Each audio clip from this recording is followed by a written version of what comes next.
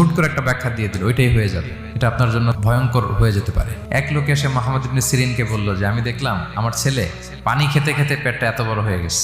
এই একই স্বপ্ন আরেকটা লোকও দেখলো, দেখে এক মূর্খের কাছে জিজ্ঞেস করলো। সে বলল, সর্বনাশ, এত বড় পেট হয়ে গেছে, তোমার ছেলে তো মারা যাবে। ঠিকই কদিন পরে ছেলেটা মারা গেল।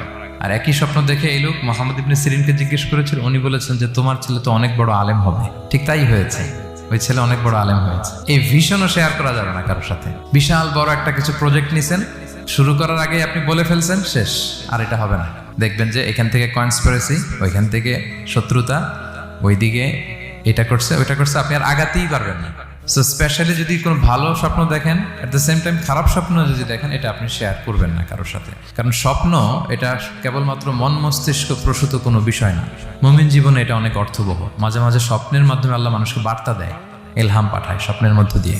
যার জ্ঞান নেই বা ব্যক্তিগত জীবনে